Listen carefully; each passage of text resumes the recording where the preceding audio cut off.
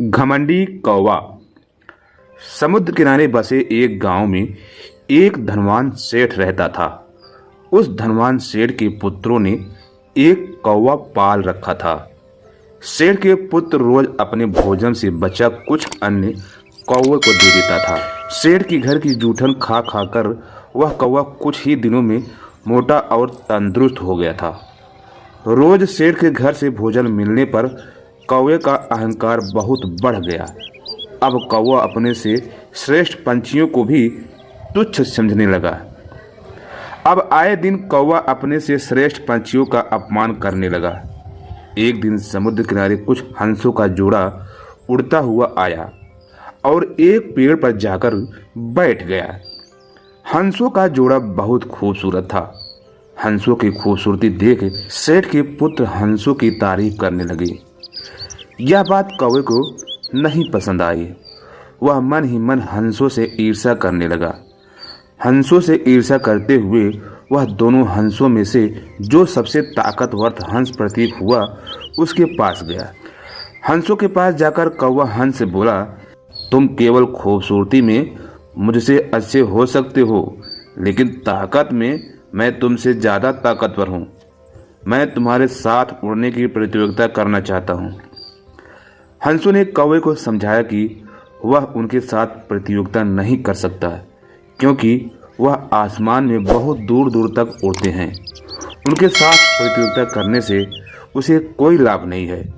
वह उनके साथ प्रतियोगिता करके अपनी जान जोखिम में न डाले। हंस की बात सुनकर कौवा गर्व से बोला, मैंने उड़ने की कई सारी कलाएं सीखी है।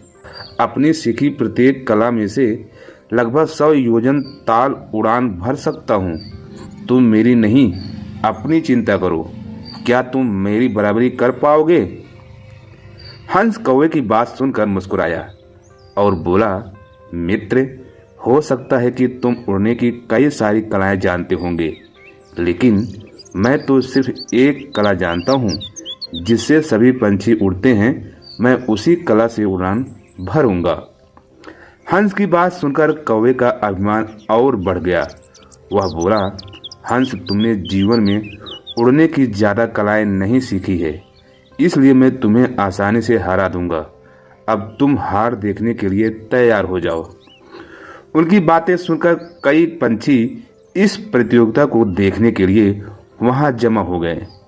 सभी पंछियों के सामने हंस और कौवा दोनों समुद्र की ओर उड़े।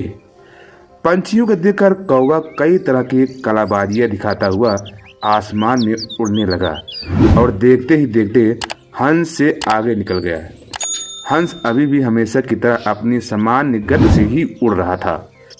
यह देखकर वहां उपस्थित कई सारे कौवे प्रसन्नता व्यक्त करने लगे। कुछ ही दूर में कौवे के पंख थकने लगा। वह विश्राम करने के लिए अपने आसपास पेड़ की डालियों की खोजने लगा, लेकिन विशाल समुद्र में वह काफी आगे निकल आया था। उसे अपने आसपास सिर्फ पानी ही पानी नजर आ रहा था। इतने समय में हंस उड़ता हुआ कौवे से आगे निकल गया। कौवे की गति काफी धीमी हो गई थी। थकान के कारण अब उसके पंख ने भी जवाब देना शुरू कर दिया था। अब कौवा पानी के सबसे करीब उड़ने लगा। कौवे के पैर अब पानी में डूबने लगे थे। कौवे को डूबता देख हंस कौवे के करीब आया और बोला, मित्र, तुम्हारे पैर और पंख बार बार पानी में डूब रहे हैं। यह तुम्हारी कौन सी कला है? हंस की बात सुनकर कौवा बड़ी ही ग्लानि के साथ बोला, मित्र, मुझे माफ कर दो। हम कौवे सिर्फ काँव काँव करना जानते हैं। हम भला इतनी ऊंची उड़ान कैसे भर सकते हैं? मुझे अपनी गलती का एहसास हो गया है। हे मित्र, मुझ पर दया करो। मैं डूबने वाला हूँ। कृपया कर मेरे प्राण बचा लो। जल में डूबते हुए अचेत कौवे को देखकर हंस को दया आ गई। उसने कौवे को अपने पैरों में पकड़कर समुद्र किनारे छोड़ दिया।